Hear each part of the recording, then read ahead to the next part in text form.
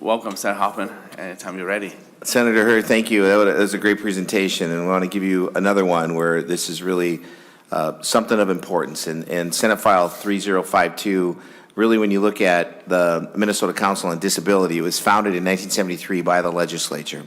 And it's an independent state agency that advocates for all Minnesotans with disabilities. There's a cross-section, intersectionality that occurs. They're really helping agencies and folks understand, what does accessibility mean? What does intentional mean? What does purposeful mean, right? And Minnesota Council on Disability serves as the policy, training, and technical resource for all the state legislature, governor's office, and the executive branches, right? And you look at it, their principles are founded in statutes, right? And if you want to get geeky, 256.482, now if anybody wants to look that up right now, they can. The agency has contributed to not only our state, but the national disability landscape.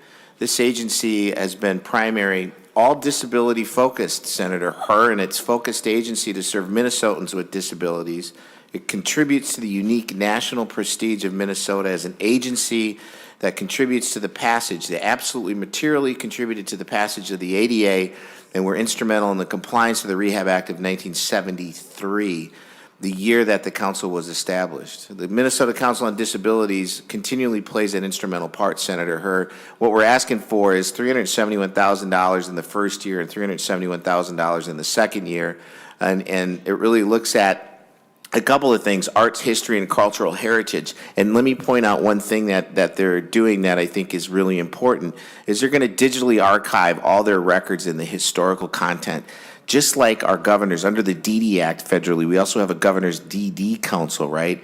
And Colleen Wick got to do that. Not only was it one of the first to do it in the nation, but she's gotten international acclaim. There are thousands of hits that go to that site to look up the historical relevance of how people with disabilities were treated, and how we still institutionally have ableism beyond. And so it's a continual fight for that, Senator Hurd. And with that, Trevor Turner, who is the council's public policy director, and Honorable Nikki Villavicencio, who is she's the chairwoman of the council, and then Linda Gremlin, I can't pronounce any words today. Sorry, Linda.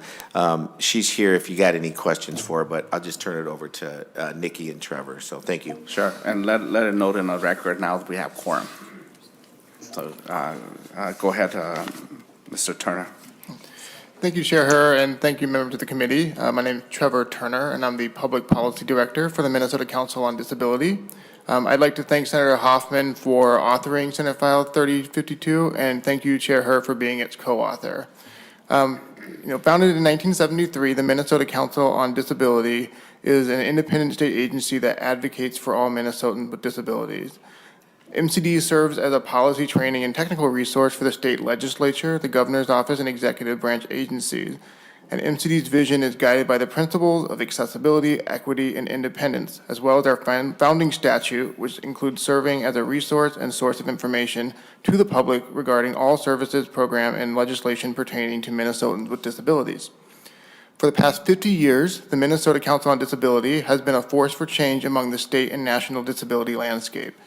MCD has contributed to the unique national prestige of Minnesotans as a leader in the passage of the Americans with Disabilities Act. The Minnesota Council on Disability has played and continues to play an instrumental part in improving the lives of Minnesotans with disabilities, ensuring disability access and inclusion for Minnesotan communities across the state and beyond. This year, the Minnesota Council on Disability is celebrating its 50th anniversary, an important milestone for any agency. With legacy funding, we hope to mark the occasion by digitally archiving all of our records and historical content from 50 years of disability advocacy in Minnesota. We also plan to commission and produce a 50th anniversary art poster and other commemorative media such as videos and podcasts. It is important to recognize and preserve the cultural contributions of Minnesotans with disabilities, which we hope to do with this legacy funding. It is also important for us to document and archive the stories of Minnesotans with disabilities, especially from the past 50 years, before they are gone forever. This also includes outreach to greater Minnesota and focusing on documenting the statewide story that we do not have yet. We believe that there are many folks with disabilities in greater Minnesota that have stories of resilience and disability pride, but no one is recording and archiving them. Also, as the Americans with Disabilities Act turns 33 and MCD turns 50, we are hyper aware of the limited time we have to collect and archive the stories of the thousands of disability advocates who contributed to the advancement of disability rights statewide and nationally for the past 50 years. Finally, even though it's the 50th anniversary of the establishment of the Minnesota Council on Disability, we know our partners in the disability community have much to contribute to this project, and we will engage our state agency partners, our nonprofit partners, the business community, and the public to tell the unique and important contributions of Minnesotans with disabilities through the lens of the 50th anniversary of this agency. And thank you, Chair Herr and members of the committee, and thank you for your support for Minnesotans with disabilities. Thank you, Mr. Turner. Now I will pass to Ms. Vicencio. Thank you, Chair. State your name for the record. Good morning, Chair and committee members. My name is Nikki Villavicencio, and I am currently the Chair of the Minnesota Council on Disability. I am here to urge you to support Senate File 3052. So according to the encyclopedia.com, culture encompasses the set of beliefs, moral values, traditions, language, and rules of behavior.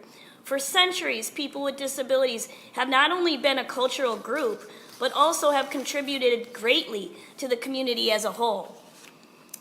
To some, we are the invisible culture, but the truth is, it is because we are the intersectors of all cultural groups. There are endless examples of people in the disability community that would demonstrate our culture and legacy. In Minnesota, we are fortunate to have a rich history of pillars in the community that have shaped, do shape, and will shape the disability community, and allies that have come alongside us, creating policy that usually is above the national standards. The Minnesota Council on Disability was founded in 1973. That means the governor and the legislature have relied on MCD for 50 years. In 2022, Governor Walz proclaimed July Disability Pride Month, which acknowledges the resilience and tenacity of the disability community. This bill would allow us to reach out specifically to Greater Minnesota to connect to parts of the state where some of the most isolated people are.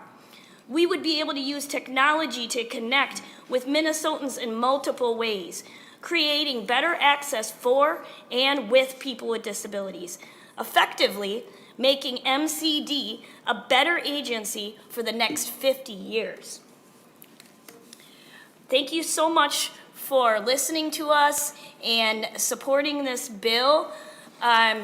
We sit and stand for any questions and comments. Thank you, Ms. Villavicencio and Mr. Turner and Senator Hoffman for your presentation. Thank you for bringing the proclamation, a copy of the proclamation from the governor as well. And hopefully this July, he will present another one and for 2023. And this arts and culture request match very well with this 50-year anniversary of Minnesota Council on Disability. So any question from members, whether those here or online?